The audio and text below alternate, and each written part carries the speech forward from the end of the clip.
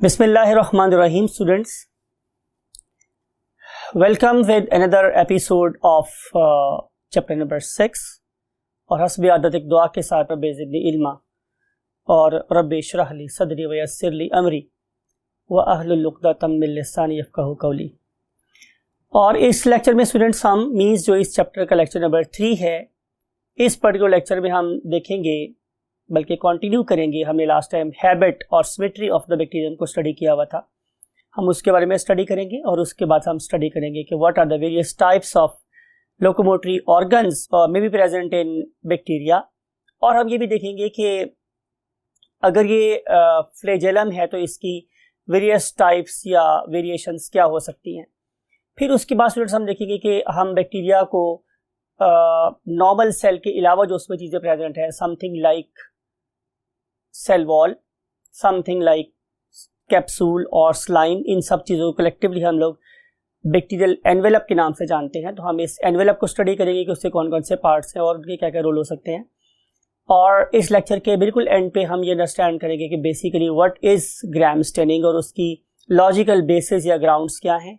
और फाइनली आप देख रहे हैं कि हमने एक टेबल बना के रखा है आप लोग की बुक में से ही, जो हमें ग्राम नेगेटिव और ग्राम पॉजिटिव बैक्टीरिया की structural you can say variations के बारे में आगाह करेगा। So let's move to the white board.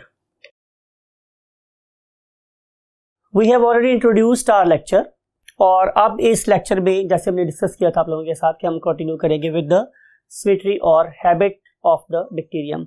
और हम लोगों ने एक हैबिट से रिलेटेड जो बात शुरू की थी, शायद आपको याद होगा, हैबिट और सिमेट्री, और इससे मुतालिक हमने कल ये बात की थी स्टूडेंट्स कि हमारे पास बैक्टीरिया की दो मेन टाइप्स है। उनमें से एक थे बॉल लाइक, और ये जो बॉल लाइक बैक्टीरिया था हमने उसको कोकाई का नाम दिया था, राइट।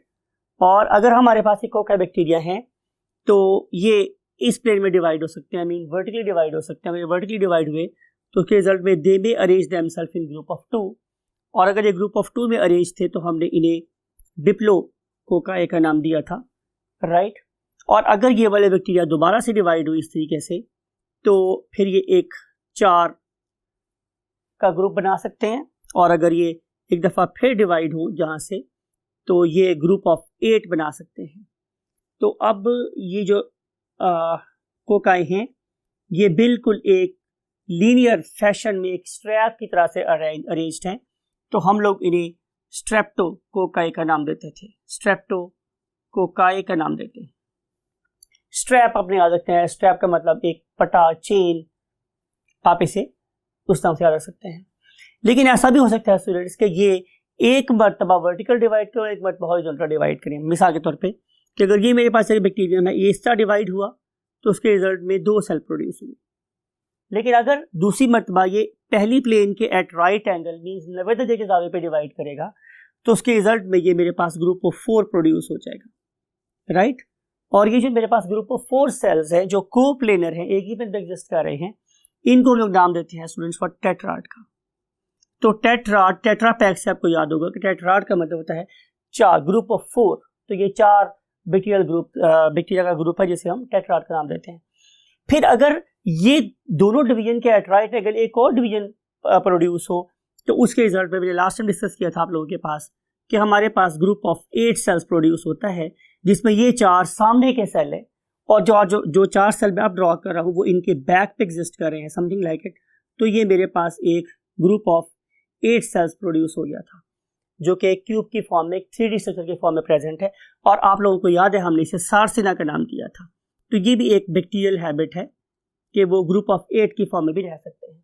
लेकिन अब तक जो हमने सिमेट्री स्टडी की, जो हमने हैबिट स्टडी की, उसके लिहाज से जो बैक्टीरिया थे वो किसी खास पैटर्न में अपने आप को डिवाइड कर रहे थे।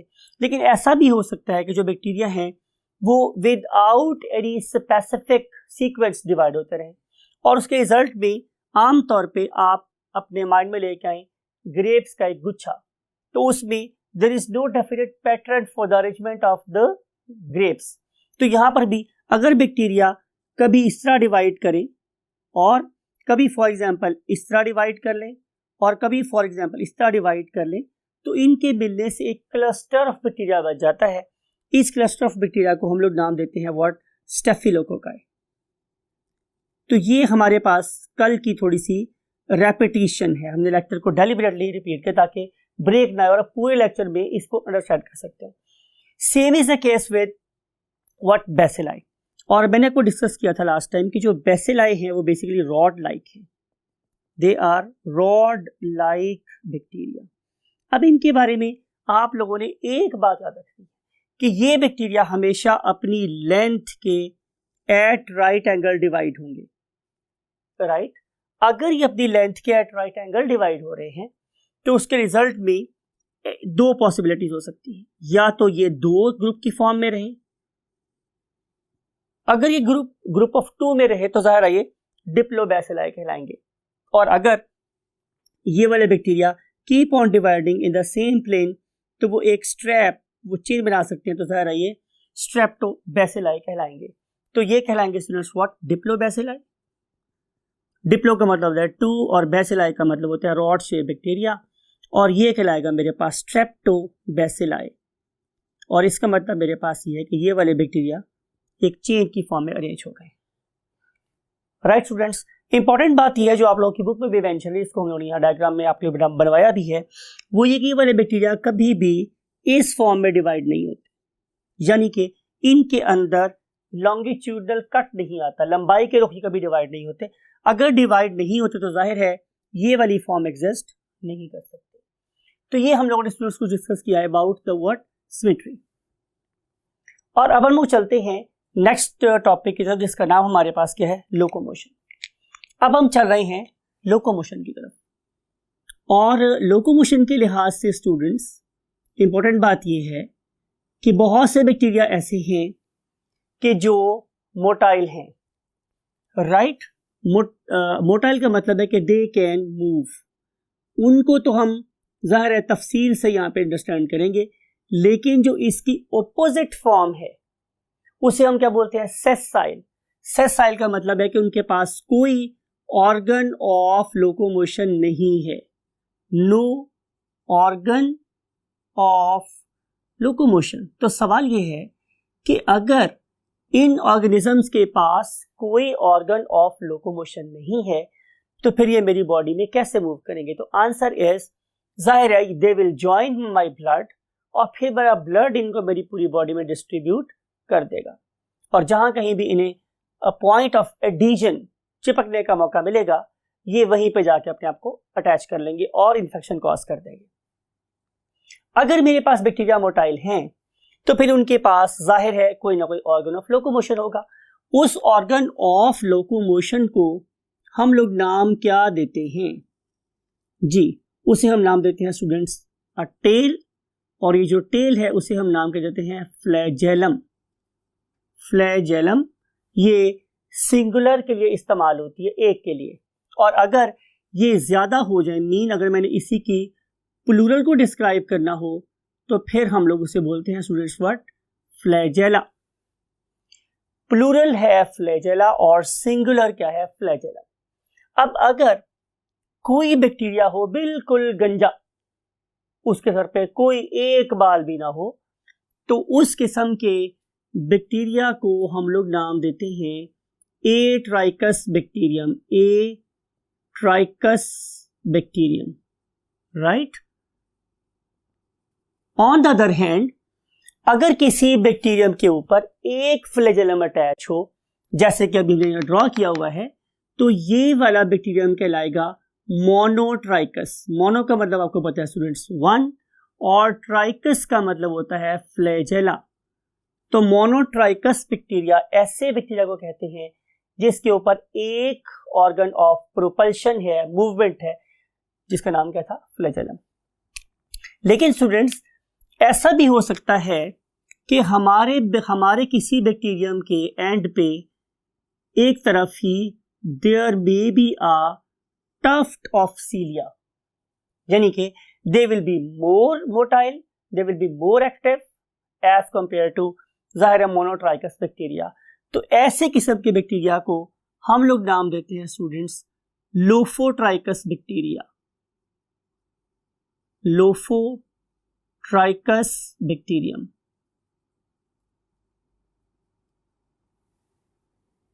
उसके बाद जो हमारे पास थर्ड किस्म के बैक्टीरिया हैं उन्हें हम लोग देखते हैं तो वहां पे हमें बैक्टीरिया की दो साइड्स पे इस तरह के पोर्स नजर आते हैं, यानी कि नौ किसी बंदे की मूंछों की तरह से यहां दो तरफ आप लोगों को टफ्ट ऑफ से नजर आते हैं।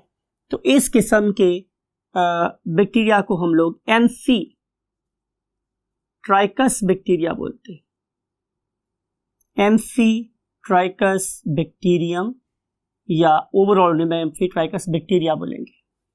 तो चूंकि यहां पर ये सिंगल है इसलिए मैं बैक्टीरियम का वर्ड यूज कर रहा हूं।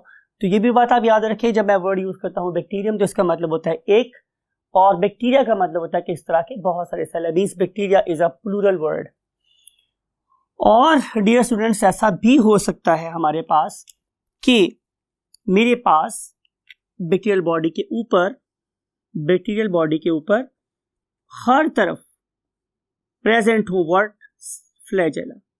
अगर तमाम तरफ फ्लैजेला प्रेजेंट है, समथिंग लाइक इट, तो हम लोग इसे नाम बोलते हैं what, peritrichous bacterium, peritrichous bacterium, right. तो ये हो गई मेरे पास बैक्टीरिया की चार types on the basis of their what, number of flagella. इसके बाद स्टूडेंट्स जो हमारा टॉपिक स्टार्ट हो रहा है वो यहां देखें क्या है, वो है पिलाई एंड देयर फंक्शन। सो सवाल ये है कि पिलाई क्या चीज होती है। जैसे मैंने आपको कल बोला था स्टूडेंट्स कि इंसेक्ट जो वर्ड है वो है पाइलाई, और ये जो चीज है मेरे पास स्टूडेंट्स व्हाट, पाइलाई, इसके बारे में आप लोगों ने जो बात गौर से देखनी है वो ये है कि इन्हीं फ्लैजेला के दरमियान में कहीं ना कहीं हम लोगों को नजर आती है एक और ट्यूब, समथिंग लाइक इट। जैसे कि ये एक ट्यूब लगा दी मैंने। अब आपको ये वाली बात भी समझ आ गई कि यहाँ पे मैंने वर्ड यूज किया है ट्यूब। अब ट्यूब का मतलब है जाहिर है कोई ऐसी चीज है जो अंदर से हॉलो है। तो जो पिलाई हैं और पाइलाई हैं basically they are hollow from inside और they are tube like, hollow हैं और ट्यूब लाइक। जाहिर है स्टूडेंट्स, अगर ये ट्यूब लाइक हैं तो फिर इनका डायामीटर इन पर्टिकुलर फ्लैजेला से ज्यादा होना चाहिए। सो दे हैव लार्जर डायामीटर, उनका जो डायामीटर है वो जाहिर है ज्यादा है, राइट। अगर ये हॉलो है और डायामीटर ज्यादा है तो डेफिनेटली इनका कोई यूनिक फंक्शन होगा। तो अगर हम इन्हीं पाइलाई के फंक्शन की बात करें तो answer is they are designed by the nature to carry out conjugation. और अगर कोई बंदा आपसे पूछ ले कि कॉन्जुगेशन क्या है तो आप लोग बताएंगे कि it is a kind of sexual reproduction. और उस रिप्रोडक्शन में दो बैक्टीरिया जो डेफिनेटली ओपोजिट मेटिंग टाइप के हैं, जिनमें से मैं एक को बोल रहा हूं आप लोगों के लिए MT पॉजिटिव, राइट, और एक को मैं बोल रहा हूं MT नेगेटिव। एक को मैं बोल रहा हूं MT पॉजिटिव और एक को मैं नाम दिया है स्टूडेंट्स क्या, MT नेगेटिव, राइट। इसमें से एक बैक्टीरियम ऐसा है जो डोनर है और एक बैक्टीरियम ऐसा है जो रेसिपिएंट। लेकिन उस प्रोसेस के दौरान में जो सबसे अहम डेवलपमेंट होती है वो ये है कि इस पर्टिकुलर होलो ट्यूब के डेवलप हो जाने की वजह से अब इन दोनों के साइटोप्लाज्म आपस में मिक्स हो सकते हैं, राइट। प्लस अगर ये सेक्सुअल रिप्रोडक्शन के प्रोसेस से गुजरने वाले हैं तो इनके गैमेट्स भी एक्सचेंज हो सकते हैं।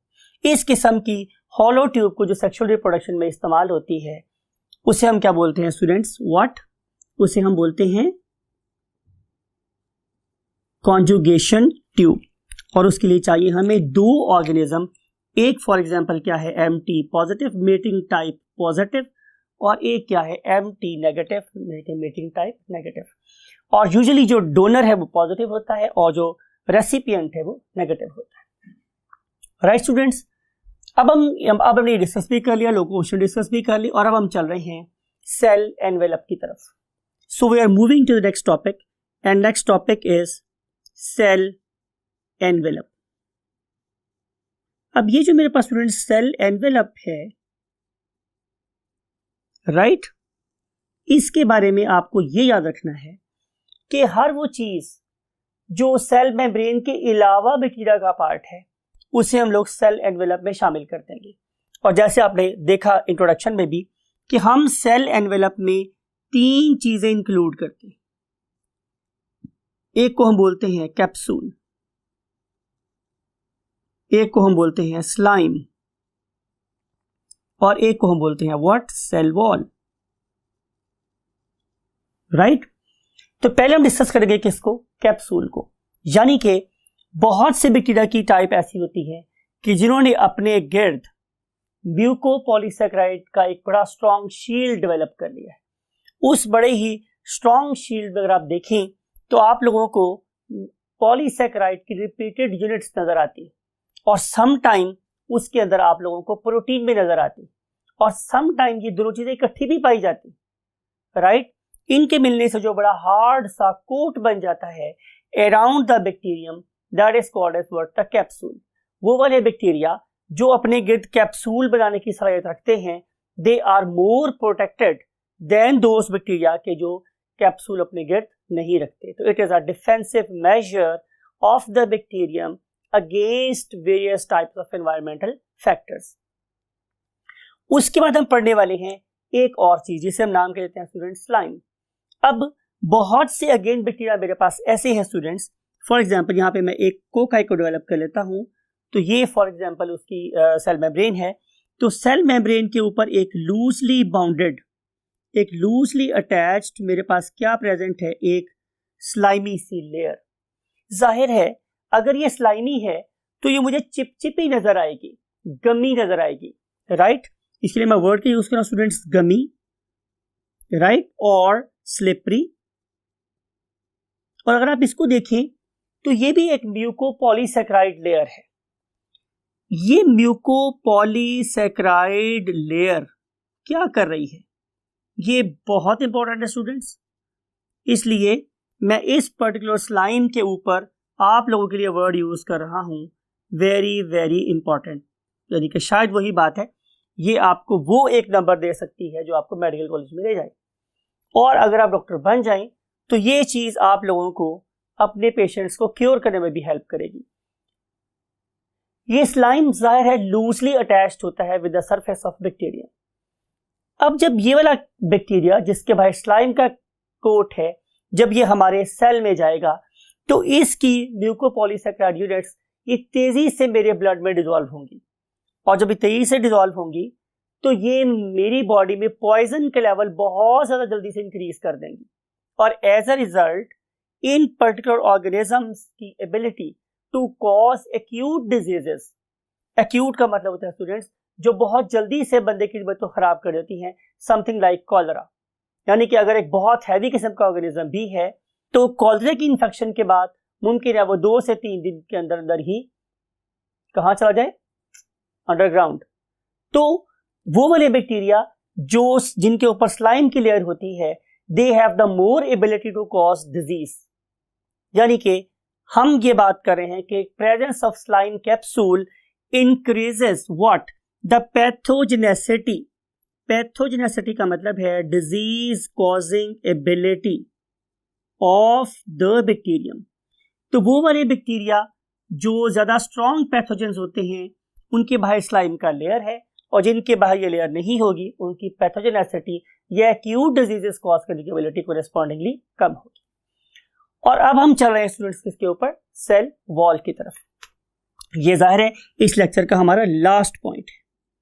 अब स्टूडेंट्स इंपॉर्टेंट बात यह है कि सेल वॉल तकरीबन तमाम बैक्टीरिया के अराउंड प्रेजेंट है, लेकिन अगर आपको कल का लेक्चर याद है तो मैंने आपको बताया था कि एक ग्रुप है, एक जीनस है मेरे पास बैक्टीरिया की, जिसे हम लोगों ने माइकोप्लाज्मा नाम दिया था।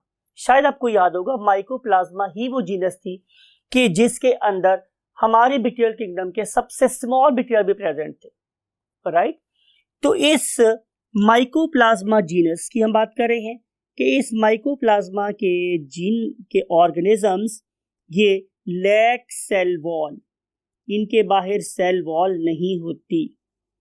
और आप लोगों को एक बात और बताऊं कि जो टीबी कॉजिंग बैक्टीरिया है उसका ताल्लुक भी इसी जीनस के साथ है, माइकोप्लाज्मा के साथ। और इस पर्टिकुलर एबिलिटी की वजह से ही, जरा बात को गौर से सुनिए, कि इस पर्टिकुलर एबिलिटी की वजह से ही ये वाला बैक्टीरियम कहीं भी इन्वेड कर सकता है और ये हमें किसी किस्म की टीबी भी कॉज कर सकता है। दैट्स वाई कि खुदा ना खास्ता हमें टीबी लंग्स की भी हो सकती है, टीबी इंटेस्टिनल भी हो सकती है, टीबी आप लोगों के लिवर की भी हो सकती है, टीबी आप लोगों के बोन्स की भी हो सकती है, टीबी इवन आप लोगों के ब्रेन की भी हो सकती है। और ये सारी जगहों में जो सबसे इंपॉर्टेंट बात है वही है उसको कि उसके पास सेल वॉल नहीं है, तो ये कहीं भी इन्वेड कर जाता है। तो जहां भी ये खुदा ना खास्ता बैक्टीरिया इन्वेड करेगा ये उस किस्म की टीबी कॉज कर देगा। राइट स्टूडेंट्स, तो mycoplasma is a genus that lacks cell wall, otherwise जितने भी हमारे पास किंगडम में बैक्टीरिया हैं they have got a cell wall. Right, अब जो सेल वॉल है ये बड़ी यूनिक किस्म की चीज है, बैक्टीरिया के लिए बहुत फायदेमंद चीज है। मिसाल के तौर पे इसकी मिसाल को अंडरस्टैंड करने के लिए हम फिर एग्जांपल लेते हैं जैसे एक टायर की और ट्यूब की। यू नो कि in case of tube we can inflate definite amount of air into the tube, यानी कि मैं ट्यूब में किसी खास हद तक की हवा भर सकता हूं। अगर मैं ट्यूब में उससे ज्यादा हवा भरूंगा तो ट्यूब फट जाएगी। फर्ज कर लेते हैं कि ये जो अमाउंट है वो 15 पाउंड है, राइट। लेकिन अगर मैं इसी ट्यूब को एक टायर के अंदर रख दूं, राइट, तो अब मैं इस पर्टिकुलर ट्यूब में 60 पाउंड तक हवा भी भर सकता हूं। इसका मतलब ये होगा कि इस पर्टिकुलर ट्यूब को फटने से बचाया टायर ने। Same is the case with the cell wall, right. Cell wall bacteria को हाइपोटोनिक एनवायरनमेंट में ऑस्मोटिक लाइसिस से बचाती है। मैंने वर्ड डेलिबरेटली यूज किए आप लोगों के लिए। ऑस्मो का मतलब होता है वाटर, ऑस्मोटिक लाइसिस का मतलब है पानी दाखिल होने की वजह से फटने से बचाती है। यानी कि अगर आप इस बैक्टीरिया को बहुत डाइल्यूट सॉल्यूशन में भी रख दोगे तो बैक्टीरिया कभी भी बर्स्ट नहीं होंगे, बिकॉज दे आर बेस्टोव्ड विद, उन्हें नवाजा गया है किस चीज के साथ? सेल वॉल के साथ।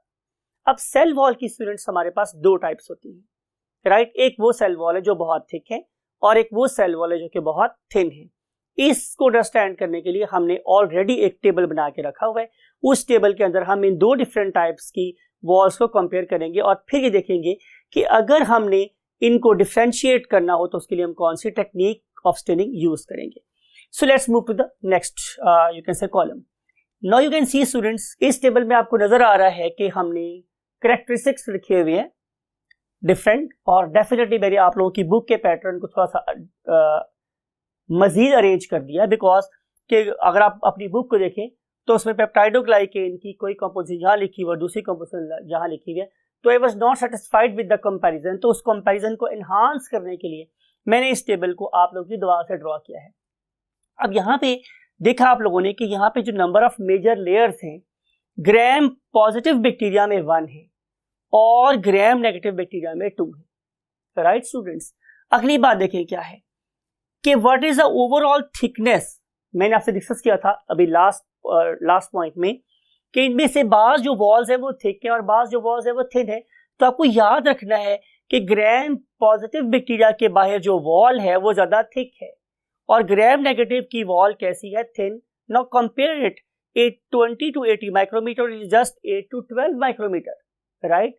तो ये काफी ज्यादा थिक है as compared to this one. और आप ये भी जरा गौर से देखें कि मैंने आप लोगों के लिए एक और फैसिलिटी यहाँ प्रोवाइड किया, वो ये है स्टूडेंट्स कि मैंने इसकी सारी वैल्यूज को मोटा लिखा है। Look at this. अगर आपको ये भी चीज माइंड में रहेगी तो पिक्टोरियल मेमोरी आप लोगों को डेफिनेटली अच्छे मार्क्स स्कोर करने में हेल्प करेगी कि इस कॉलम में जितनी वैल्यूज लिखी है मैंने वो देखी, मैंने मोटे मार्कर से लिखी हुई है और यहाँ मैंने सारी वैल्यूज पतले मार्कर से लिखी हुई है। और ये भी जरा गौर से देखिए कि मैंने इन सारी वैल्यूज को ब्लू या पर्पल लिखा है, ऊपर लिख भी दिया है कि जो ग्राम पॉजिटिव बैक्टीरिया है वो हमेशा पर्पल स्टेन होते हैं। वो पर्पल स्टेन क्यों होते हैं उसे हम अंडरस्टैंड करेंगे टेक्निक अंडरस्टैंड करने के बाद। और ये जो मेरे पास ग्राम नेगेटिव बैक्टीरिया ये हमेशा पिंक स्टेन होते हैं, उसकी लॉजिक भी बाद में अंडरस्टैंड करेंगे। सो याद रखिएगा कि ये तमाम एफर्ट आप लोगों के लिए है और डेलिब्रेट है कि जो ग्राम पॉजिटिव हैं वो पर्पल हैं और थिक वॉल्ड है, थिक लिखा भी है मैंने।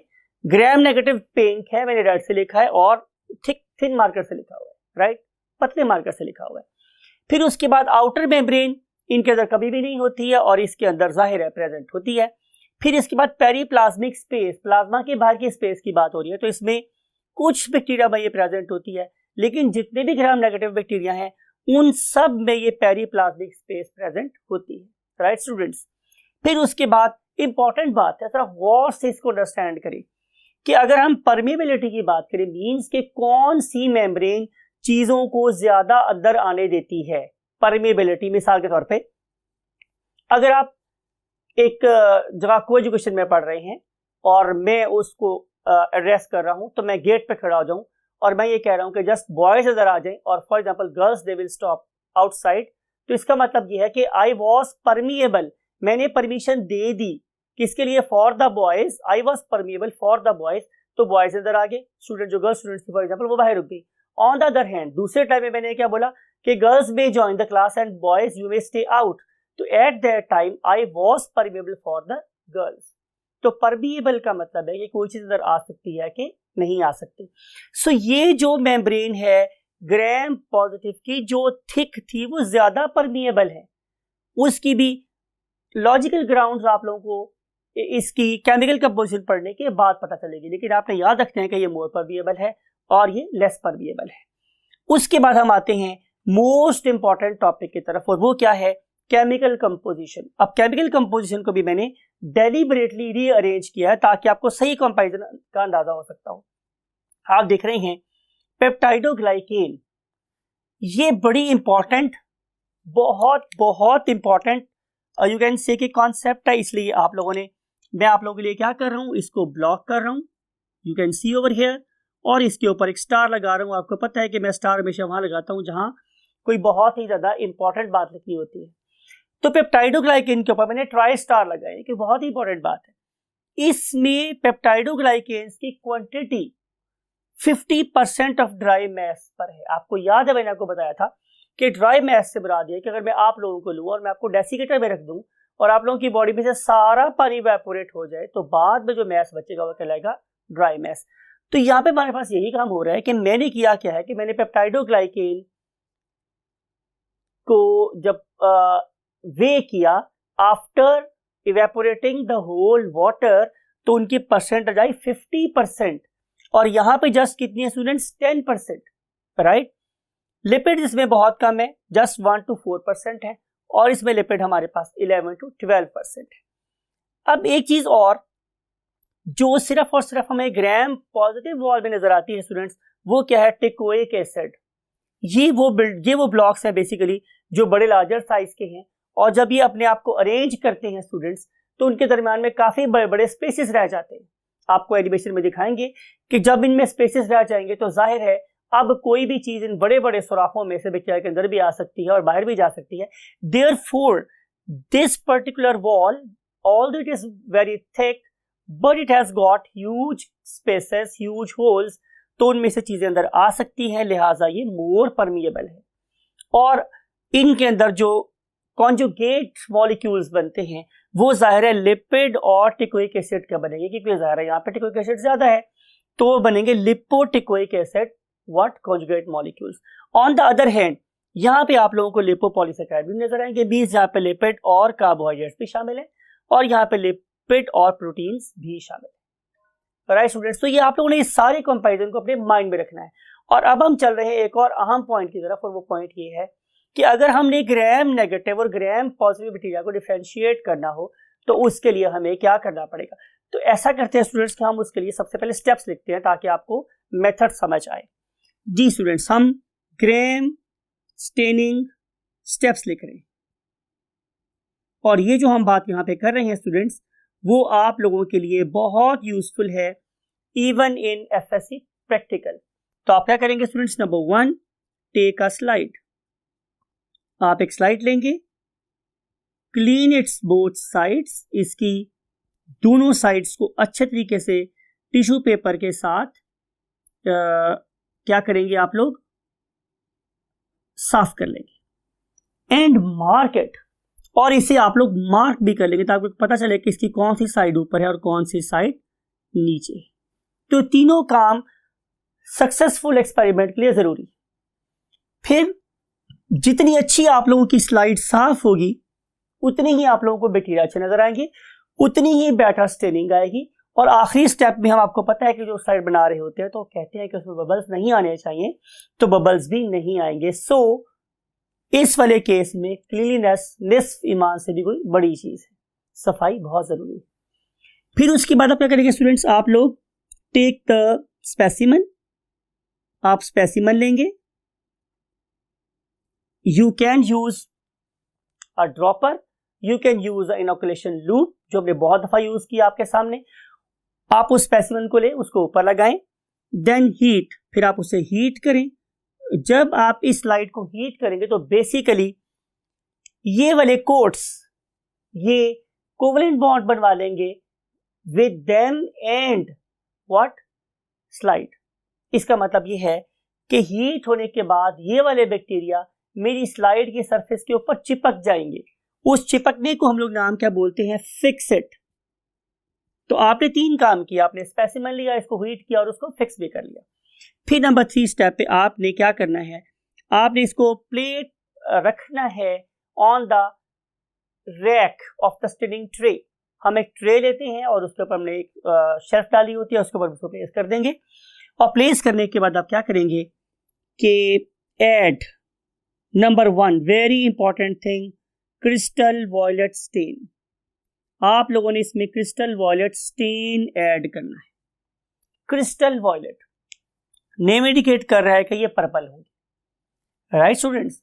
जब आपने इसमें क्रिस्टल वॉयलेट स्टेन ऐड कर दिया तो आपने वेट करना है फॉर 1 मिनट, 1 मिनट तक आपने इसमें इंतजार करना है। उसके बाद आप क्या करेंगे स्टूडेंट्स कि आप लोग इसमें ऐड करोगे क्या, add water and rinse it. Rinse it का मतलब ये होता है कि आपने सिर्फ और सिर्फ इसके ऊपर से पानी बहा देना है जेंटली। फिर नंबर 5 पे आप ऐड करोगे ऐड ग्राम आयोडीन। इसमें आप लोगों ने ग्राम आयोडीन ऐड कर देनी है। लॉजिक बहुत इंपॉर्टेंट है स्टूडेंट, लॉजिक। अगर स्टूडेंट्स ये हुई ग्राम पॉजिटिव बैक्टीरिया की सेल वॉल, तो मैंने आपको बताया था कि उसमें टेकोइक एसिड होता है और उसके अंदर मेरे पास बड़ी बड़ी क्रीवाइसेस होती हैं, होल्स होती हैं, दरारें होती हैं। तो क्या होगा कि ये वाली आयोडीन इस ग्राम नेगेटिव स्टेन के साथ मिलकर क्या करेगी, ये बनाएगी CVI कॉम्प्लेक्स। CVI कॉम्प्लेक्स का मतलब है क्रिस्टल वॉयलेट आयोडीन कॉम्प्लेक्स। और ये कॉम्प्लेक्स उन पर्टिकुलर सुराखों में से फिर कभी बाहर नहीं निकलेगा। लेकिन अगर ये हुई ग्राम नेगेटिव बैक्टीरिया की वॉल, तो चूंकि वहां पे क्रीवाइसिस है ही नहीं, तो उस वाले केस में क्रिस्टल वॉयलेट कॉम्प्लेक्स बनेगा ही नहीं, राइट। तो दैट्स व्हाई के ये वाली wall being gram positive wall हमेशा पर्पल होती है और ग्राम नेगेटिव वॉल चूंकि उसमें CVI कॉम्प्लेक्स डेवलप नहीं हो सकता, वो कभी पर्पल नहीं हो सकती। फिर उसके बाद आपने नंबर 6 पे क्या करना है, again rinse it with water. आप इसे दोबारा से वाटर से रिंस कर दोगे, ठीक है। फिर नंबर 7 पे आप लोग क्या करोगे, ऐड सेफ्रोनिन स्टेन।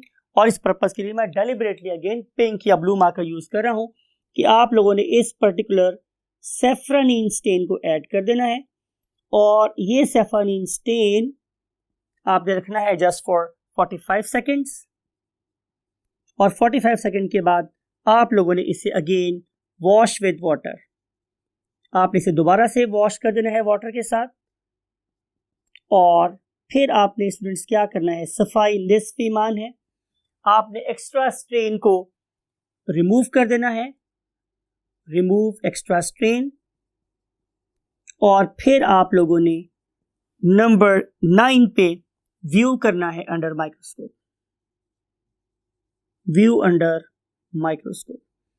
तो अगर आप लोगों का बैक्टीरिया क्या हुआ स्टूडेंट्स, ग्राम पॉजिटिव वॉल वाला, तो अपीयर होगा ब्लू। और अगर हुआ पिंक तो वो क्या होगा, ग्राम नेगेटिव। आई होप कि आप लोगों को इन सारे स्टेजेस की स्टेप भी समझ आ गई होंगी और उनको करने की रीजनिंग या लॉजिक भी समझ आई होगी कि आखिर हमारा ग्राम पॉजिटिव हमेशा पर्पल ही क्यों होता है और ग्राम नेगेटिव बैक्टीरिया हमेशा पिंक ही स्टेन क्यों होते हैं।